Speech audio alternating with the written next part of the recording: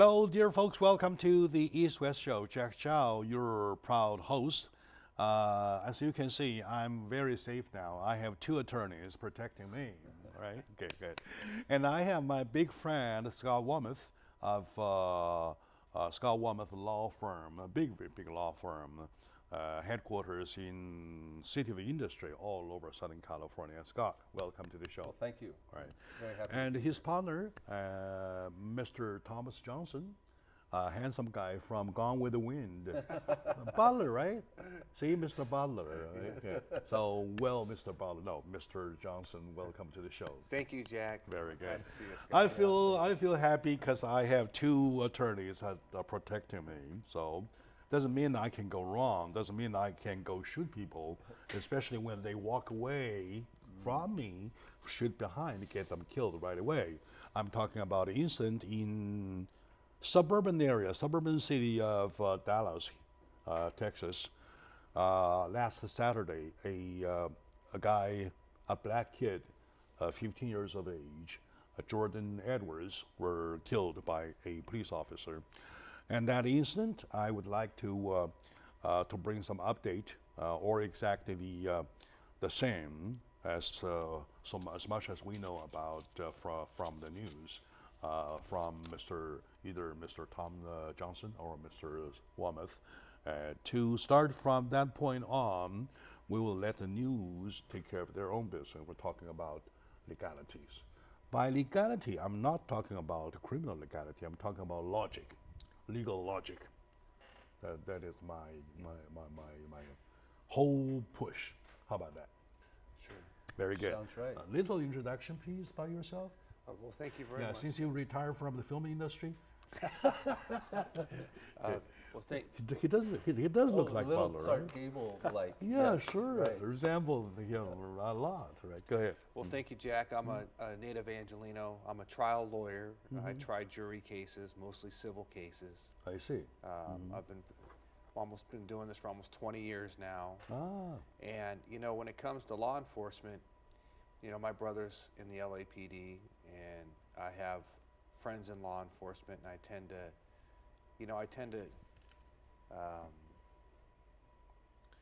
tend to see how difficult that job is, and some of the good people, Yes, of course. most of the good Another people perspective. Yeah. that work there. And what I think when you talk about law enforcement, we realize that there's a divide between the police and the citizens that are being policed. And when there is a murder like this one, it causes tension in those relationships all over the country. So even though that this terrible shooting is in Texas, it has impacts here in California, Southern California. All right. Okay. And what's your impression about the case when you heard about it, please? Well, obviously, people say, what's the justification? How could somebody say it's a right thing to do to shoot a young kid walking away, driving away, leaving the scene? Leaving the scene, yes. Shoot him in the back. It's very hard to justify. And I think we're seeing more and more that the police departments are going to respond, I think, a little more transparent. I don't know that it's happening right now in this particular case, but we see that the police officer has been fired. So immediate action they felt was necessary. Perhaps they need to do it to diffuse the situation, but they also need to do it because it's the right thing to do. Yeah, it's a shameful, horrific act. Dismissing him, his dismissal is one thing to me. Of course, I'm a man of no legal background, right? I'm talking about logic, common sense. Dismissing him is one thing, but to make sure he killed people, he deserves to be tried, right? That's the other. So why is this person still on the go, still a free man? Why? Why is he not incarcerated or taken into custody or something like that? Well, some of that's speculative, Jack. We don't really know, but we can make some assumptions based on what we do know. Okay. Okay. So we know that the police department has the power to do some things, okay? They investigate crimes. They have detectives that do that. They also have the ability to fire employees. So perhaps what the police department did here is they did what they could do first. While they're investigating whether a crime occurred or not, they could fire him in the meantime. So maybe that was the first decisive act that they could do. But I don't think it would be fair to assume that they're not investigating other charges against him, against that officer in the meantime. I see. And there are different governmental agencies that will look at a police shooting. It calls into civil rights that are protected by the federal agencies, and not only the local agencies that enforce the state laws. What if he runs away? Escape? Well, that would certainly be a big black eye on the district attorney and perhaps the police department there if that were to happen. So I can understand one could be cynical. Why the slow pace of justice in a sleepy little southern town, right? We've kind of heard that before many times, right? Why do we see some people taken into custody within hours of a shooting? You're right. Now, I guess Thomas does bring up a point that, there has to be an investigation. You need to have probable cause to arrest somebody. And I don't know that they have it or they don't have it yet. We don't really know, but it would appear they don't have probable cause yet, just from the fact that he hasn't been arrested. But I guess, the question I have is, what is the standard for arresting a policeman? They're probably, given a little more leeway in their actions. Thomas, you might be able to speak to that better. Well, I think it's interesting. I think that, in LA we have the best police department in the country, probably, the LAPD, and they have, they're at the cutting edge of the police community divide. And, what's interesting is Chief Beck, he recommended charges to be filed against an LAPD officer who was involved in the shooting of the homeless man. Yeah. And I thought that was an extraordinary step for a police officer in leadership to refer one of his own officers to the district attorney for criminal charges out of a police shooting. And I think that should be talked about as well, that there are police departments and police leadership that is trying to address that in a way that is not biased towards its officers. And I think that's important because when most of the studies on police and civilians talk about the importance of a civilian feeling that the police officer has the authority to do what he or she is doing. Let's just say it's a traffic stop. So that civilian needs to feel that police officer has that authority and that they're being treated fairly. And that's much more important than the outcome. So let's just talk about a traffic stop. Whether you get a ticket or not is one thing, but if the police officer explains to you, you know what, sir, I pulled you over because you didn't use your blinker. The law says you have to use your blinker, so I have to give you a ticket, and that's why I'm doing it. Then that is a interaction where the citizen feels that she's being treated fairly. And that can just be a traffic stop, but even a criminal arrest. And what the studies say is, hey, people care as much or more about how they're treated in that process than the ultimate criminal outcome, whether there's a fine or even an incarceration. It's very, very important. And what that's been called is the procedural justice. There needs to be some procedural justice. All right. Thank you. Very understood. To my dear audience, now I owe you a little explanation, and you too. ever since Michael Brown, since that event, no, ever since, let's see, okay, Michael Brown, take a Michael Brown as a milestone. I've been kind of suffering a lot because I myself kind of seem to tilt left or right all the time. I do hear both stories from both sides, right?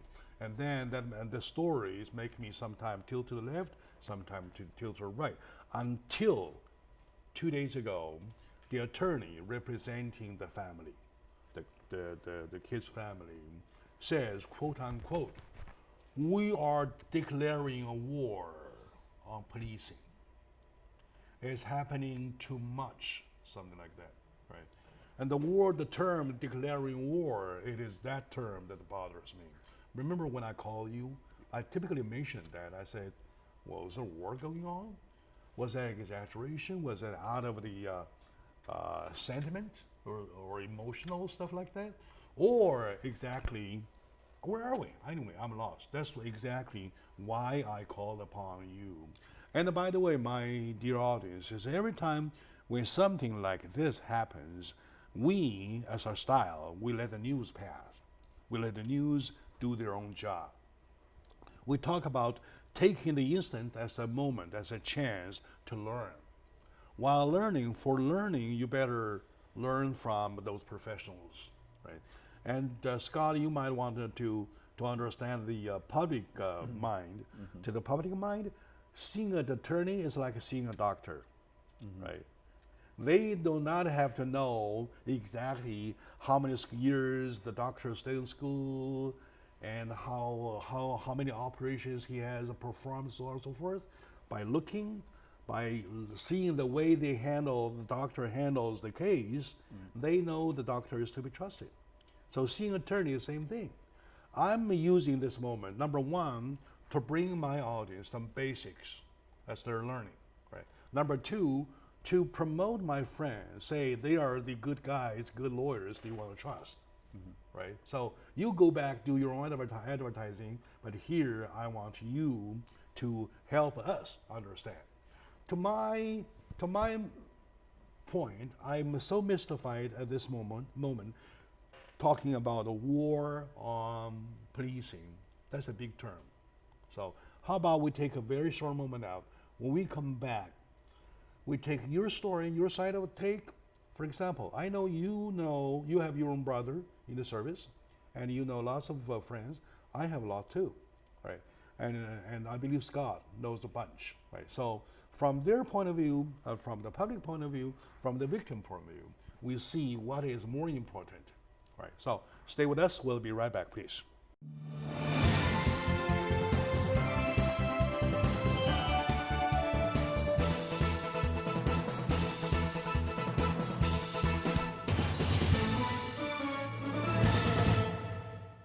Hello, dear friends, my dear lovely audience. Good morning, good lunch, good evening, good afternoon.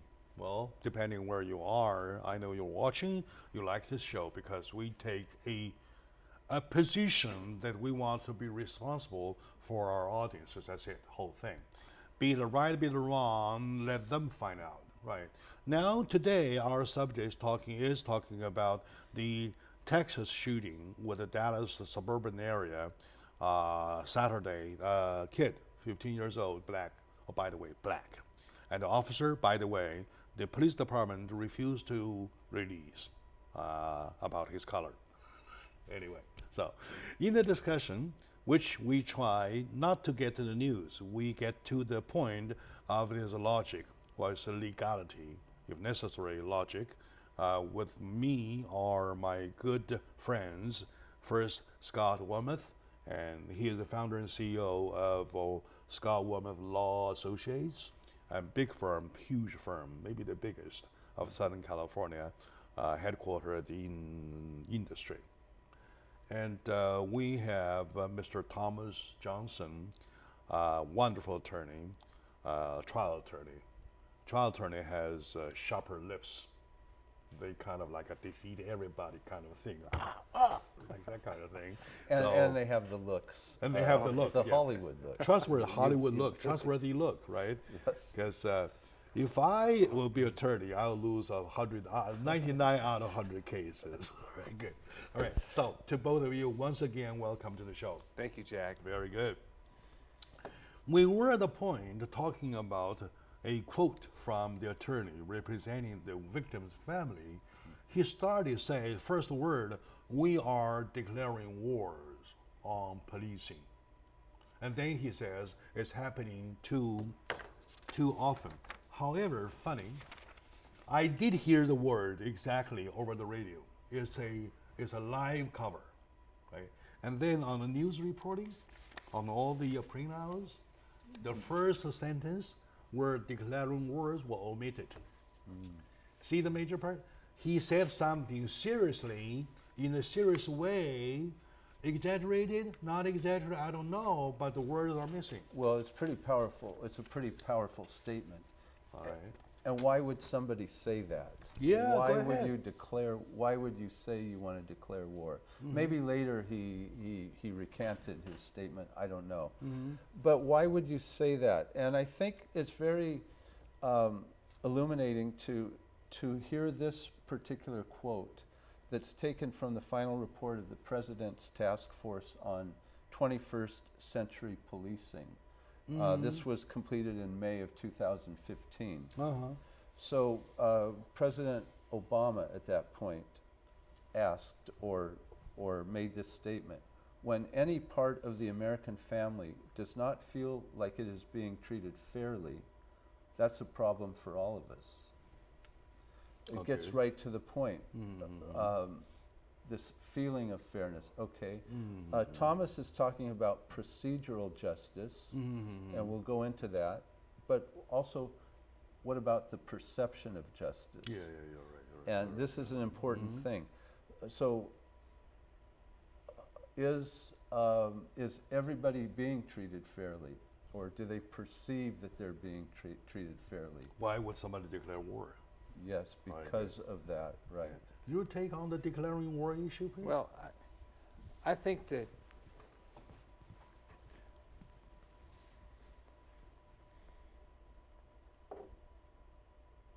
it is so important for the police to not have a warrior mindset.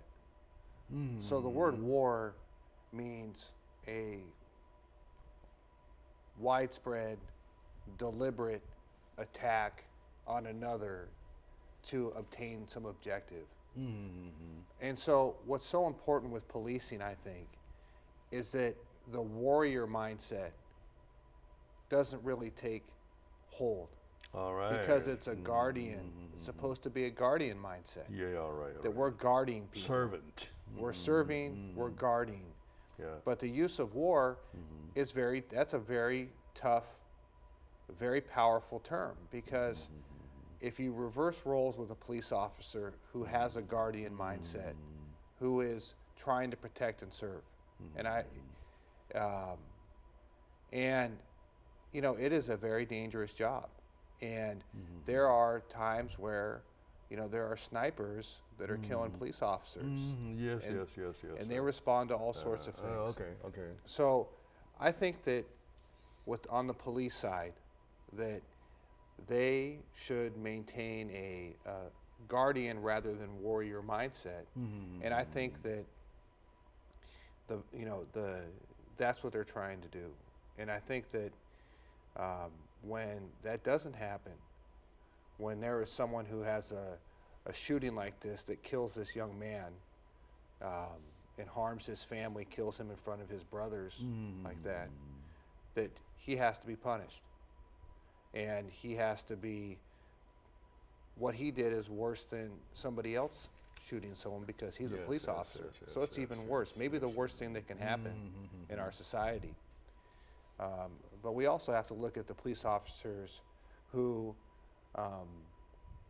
are trying to do their job every day and get home, and who are doing the best they can under difficult circumstances. Yeah, of course. Do we put them all into that same group? Is that fair? Even when there's a tragedy, especially when there's a tragedy? I'd say no, I don't think that that's fair. All right. And that's very amicable and very fair. You're talking about, after all, you're talking about kind of an escalation thing, right? So you declaring war on a bunch of police officers, and then if you think negatively, not positively, and there should be rebounds, right? And the rebounds cause another war, and it goes on and on. And at the end of the day, they're enemies, they fight each other. Right? And then, just now you mentioned about de-escalation. De-escalation. The de-escalation, going the other way. What do you do when you get into a war situation? Everybody has to de-escalate, Okay. right? You've got to get back. How do we do that? Well, the Los Angeles Police Department Commission, that oversees the activities of the police department, is now going into a philosophy of some de-escalation. Or when do you use? What is the proper use of force? And it's the rules are going to be changing. That there has to be a de-escalation attempt before you use force. And I'm not sure if all of the final rules have been promulgated or if they're in process. But there just is an attitude right now in that commission, as far as I can see, and I'd like your opinion too, but that there has to be some de-escalation. There has to be some change in the way that that force is used. For the de-escalation, I believe that Mr. Johnson has made a very important point. That is that you have to have a mindset, right? The set of mind is that you think yourself as a guardian. Right? I'm here to protect you. I'm not waging my own war against anybody, right? Something like that. When I started the whole thing, I said, I'm safe because I have two attorneys protecting me. The word protecting, right? So, my dear audience, today we're talking about the Dallas case. The Dallas case indicates a 15-year-old black kid, Jordan Edwards, was killed in an incident when he was no fault. In an incident when he was driving away, a matter of fact, from the crowd, and he was shot from behind. And the worst part is that his own brother witnessed the head explode, right, in a bloody way. And the comment says that the child's life, the survival brother's life, is changed forever from that moment on. Today in the discussion, I'm talking about waging wars versus policing and versus the quote-unquote culture are my two wonderful friends, Scott Wormuth and Mr. Thomas Johnson. They both are wonderful attorneys. So let's take a very short moment out. When we come back, we keep finding more, please.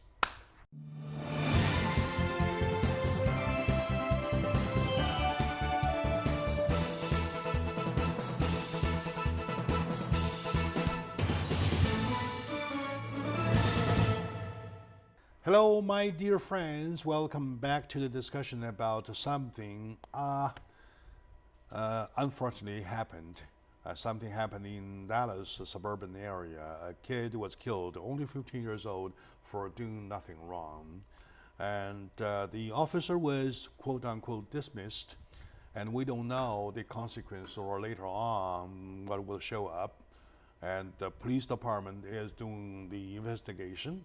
And the public is watching, and we let the news take care of the news part. We are engaging ourselves in a discussion, trying to learn something from situations like this, right?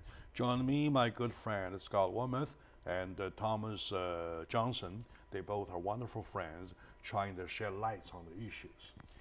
Like I said just now, I've been suffering from the moment of Michael Brown case all the way till today, because I'm tilting back and forth, left and right. I'm thinking about I sometimes have to think about in the officer's shoes.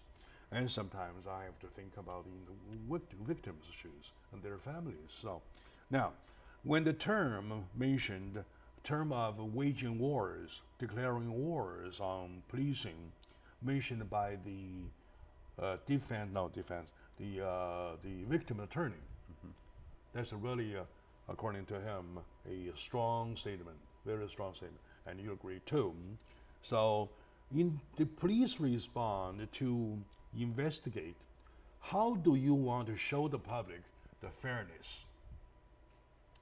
Because police investigation looks to me that your left hand investigate your right hand. It's domestic. Your take on that? How do you want to make it fair? Well, I think that it has to be what we call transparent. So the public has to know what's happening. And one very good way to do that is to ask for help. So you can ask for help from another police agency. So what about the state attorney general might be a proper outlet. The FBI on civil rights crimes. And when they are an outlet, but why not have someone else investigate one of your own? And I think that that does a lot for the police department too, because they do not have that burden and they don't have the appearance or have to deal with an investigation with people thinking that they're going to cover up for one of their own. So maybe that would be an appropriate step to handle that. Okay, very good. And Scott, there is one incident that I noticed right after the department first tried to lie a little bit, saying that the guy was backing up towards the officer, towards the involved officer. And the public was shocked by hearing that. And later, when the public demanded the video showed exactly the guy was running away during the whole process. There's no backing up. So obviously that shows the position where the police department is taking. So for that, we can't trust them to investigate themselves in a fair way. Do you think so? Yeah, no, I absolutely agree that these kind of lies have to stop. I mean, at some point, you have to demand more from civil servants. You know, they are supposed to serve the community. They're not supposed to lie to the community. They're not supposed to protect themselves and cover up. So this does make me quite angry when I hear that kind of thing. There should be no place at all in our society for police department lying to the citizens. Yeah, obviously they lied. They say there was backing up towards the officer, and there's no evidence showing the backing up, and then they kind of like eat their own words, right? Well, I think, Jack, it shows how important it is to have these cameras. Oh, because think if we didn't have, if there wasn't a camera involved, do you think that lie ever would have stopped? I don't think so. The lie would not be caught. Right. The lie would not be caught. Yeah. And then think of the injustice here. So, you know, the Jordan would be killed. His brothers will have seen this killing, and then it could have been covered up. And think of the injustice to that community for a crime that horrendous that never sees justice. And that's twice the crime. Exactly. Yeah. And what's amazing is that, what's even more amazing is that that is the only, I mean, the very camera the officer was wearing. In other words, he shot himself what he was doing at that time. Oh, is that where they got the? Yeah, that's the involved officer, the dismissed officer, Joy something, the involved officer, from his body camera. Roy Oliver. Joy Oliver, yes, Roy, Joy Oliver, yes. Roy Roy Oliver, from Roy Oliver's own body camera, that gives the public a justice, say, hey, that's exactly what happened, where the PD lies. Okay, so that's obviously, depicts where, without the thinking, though the PD position is there. exactly like you said, thank God we have that video. Or otherwise, the lie would never be caught, right? So that's thing. Well, it's kind of a alert enough to the public. So the public, when the public is demanding the answer, when the public say, "Hey, we want to declare wars," that indicates the public had an opinion already, right? And if I may, you know, I think that it goes to another thing about policing is the police, they're the face of the law, the criminal law. But a lot of times they have no control over the laws that are passed or how people are sentenced or imprisoned. And I think that people look at the police and they're rightfully frustrated with some of the laws that are on the books and how people are disproportionately imprisoned. So why are, you know, more poor people in prison? Why are there more black males in prison? Yes. And if we as a society want to really talk about this, I don't think we can talk about policing without talking about the causes of poverty, whether private prisons are appropriate, and whether the laws are being disproportionately impactful to young, non-white men. And I think that goes hand in hand when we talk about what the police do and don't do. You see his point? That's yeah, a very exactly. important point. Right. Obviously, he's talking about education. Yeah. Educating the public, general And we've public, had the whole that thing. conversation Yeah, before. all right, The it's importance important. of education. And speaking of education, sir, and I do have a bigger issue to pick, right? Let's take a short moment out. When we come back, how about we focus ourselves, especially on the education stuff, right? So stay with us, please.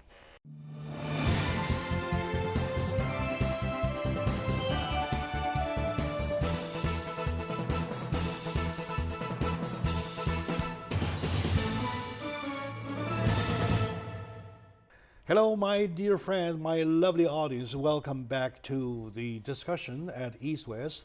We're today talking about the incident that happened in Dallas, suburban little town, whereby a young man, 15 years old, a black guy, killed by an officer named Roy Olive, who has been dismissed.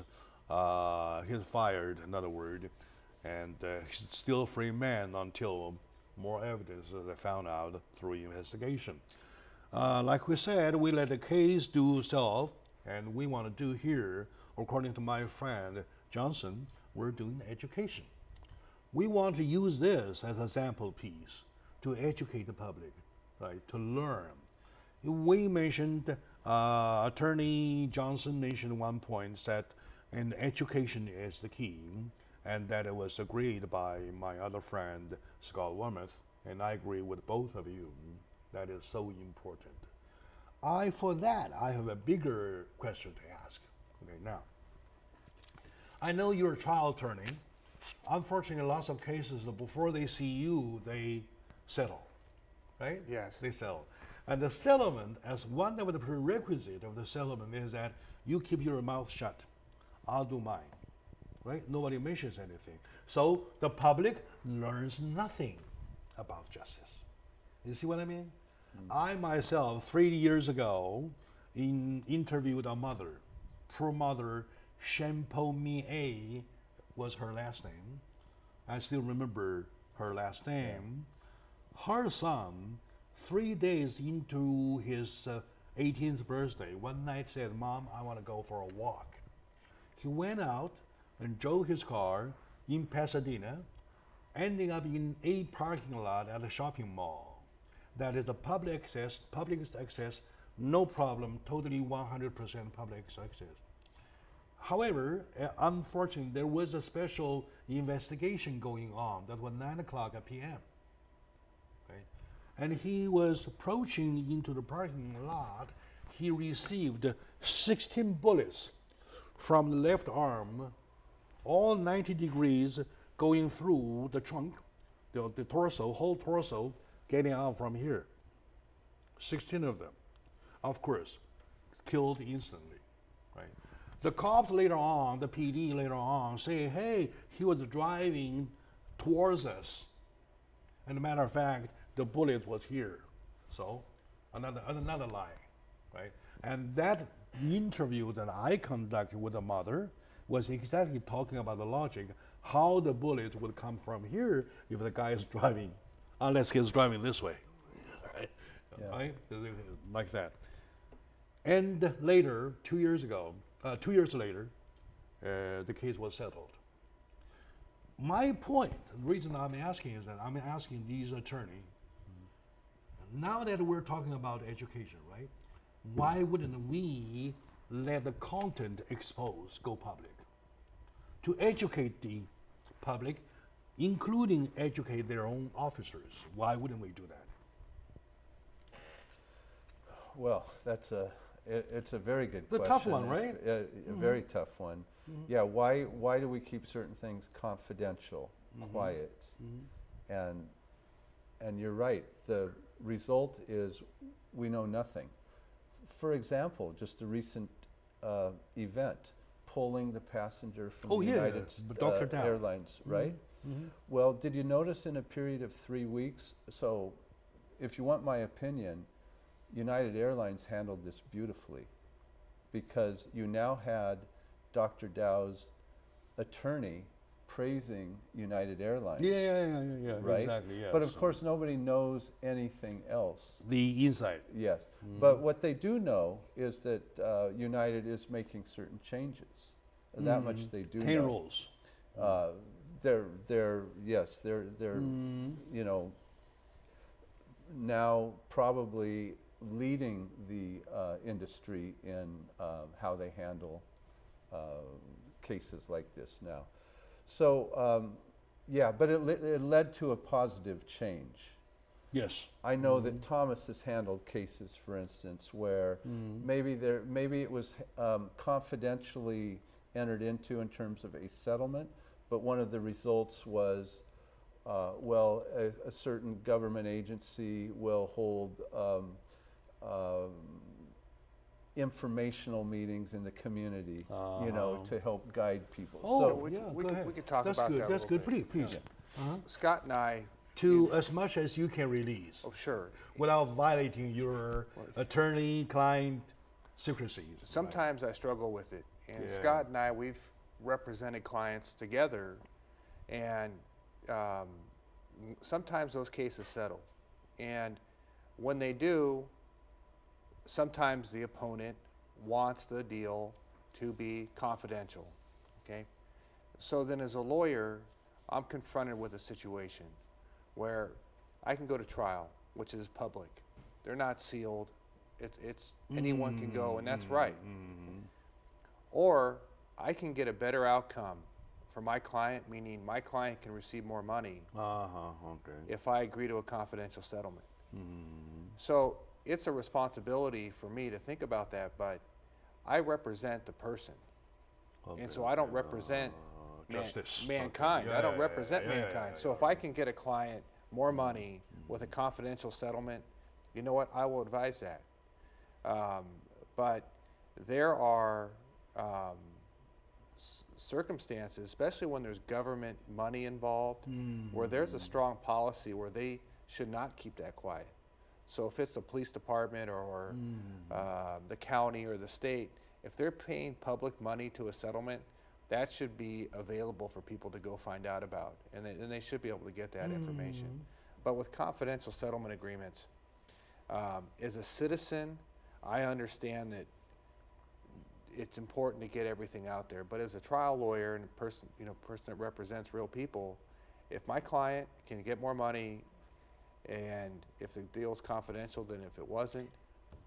That makes a good point, a very good point. I do feel very happy about the fact that he mentioned there's a difference between private sector money and the government money, right? Yes. And government money is tax money, right? If I sue Bayer as a pharmaceutical company, and they're a private sector company, and okay, they want a privacy, okay, let's do privacy. for your benefit, saying that for the benefit of your client, right?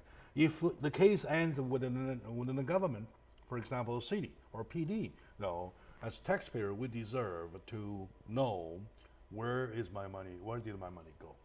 Is my money, right? So, does the law make clear differences between the two? In California, Yeah. the government's payments of settlements is public information. Mm-hmm. So it might not be publicized. You know, maybe it won't make a paper, and most settlements aren't going to make the paper. But if people want to find out what, If you dig, you will find. And I see. also, I mean, the settlements in the county and the city, and they're subject to board approval. So there are hearings on whether or not to approve a settlement that the public's welcome to go to. And if they have comments, they think that the settlement's not the appropriate way to spend taxpayer money, they have a way to talk about it. Scott, I need your help. Clarify with me about my confusion right here, right? So I do understand that there is a secrecy agreement between attorney and whatever the parties involved, right, amongst them, so on and so forth. And I do understand that's important. And I understand even more his point, say the public deserves an education and they deserve to know the details. How am I balanced, check and balance myself? We're talking about checking and balancing, right? So, so how are we gonna do as an advisory to my client, my client, your client, my clients, right? Well, I think you have to remember another important point that Thomas made, that who do you represent? Who is your client? Who is your duty I to? represent my audiences. Oh, and you represent your audience. Okay. Yes, right. I represent my audiences. I want to find justice for my audiences. When we're involved in a lawsuit or a claim, who are we representing? We're representing, one particular person. And, there's very strong ethical rules. The client. We have to give the client the best. and it's their best interests at all times. And what are they seeking when they're injured? They seek damages, money damages, right? So this is why you may run into the situation of confidential settlements, because you may be the person responsible and you don't want the world to know that you've paid somebody something. United Airlines doesn't want to disclose what they paid. Yeah, of course. Well, how much they pay, yes. Exactly. And they probably don't have to. I mean, they're a private company. So you have to look at the obligations of the parties and for whom they're working and to whom they owe. Okay, I would like to borrow those lines from you and from you to wrap up this show. I like the part that it is the client that they are working for, and they will work for your best of the benefit. Right? How about that? Yeah. Legality is one thing. Of course, we're not doing anything not legal. We're saying within the parameter of laws, they will work for you the best. Right? So I like that as a wrapping up line. Thank you. So my audiences, we're over time already. I'm very sorry for that, but I'm happy with my friend Scott Wormuth. Thank you very much. Thank you. And my friend Thomas Johnson. Thank you very much. Jack. They are a wonderful attorney who are determined to work for you the best.